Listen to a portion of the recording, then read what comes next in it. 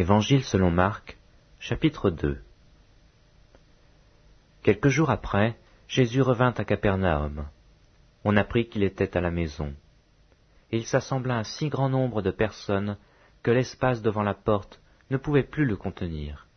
Il leur annonçait la parole. Des gens vinrent à lui, amenant un paralytique porté par 4 hommes.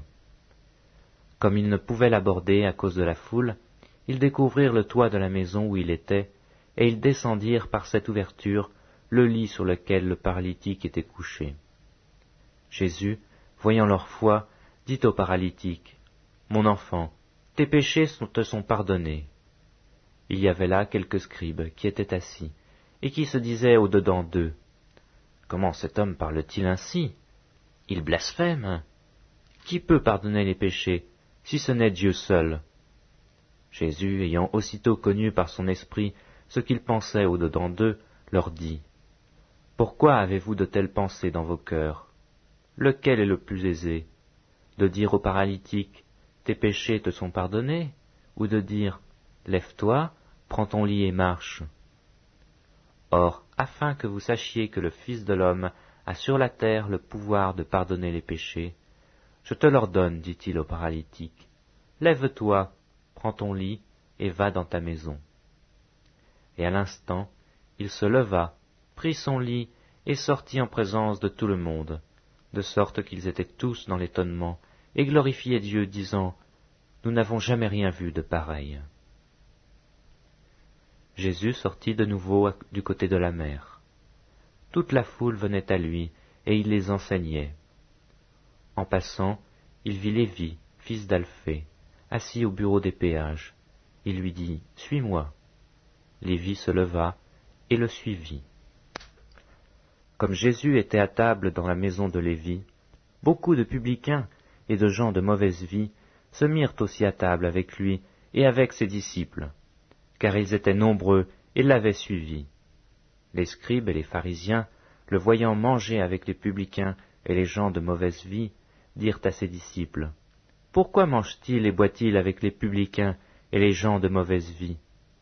Ce que Jésus ayant entendu, il leur dit, « Ce ne sont pas ceux qui se portent bien qui ont besoin de médecins, mais les malades.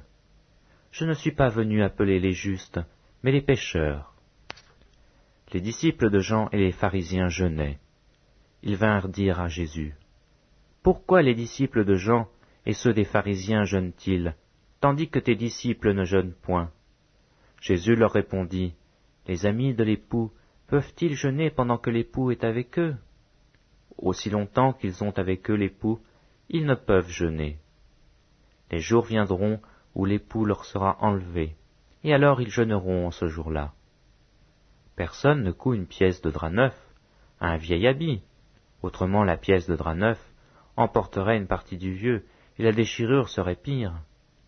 Et personne ne met du vin nouveau dans de vieilles outres, autrement le vin fait rompre les outres, et le vin et les outres sont perdus.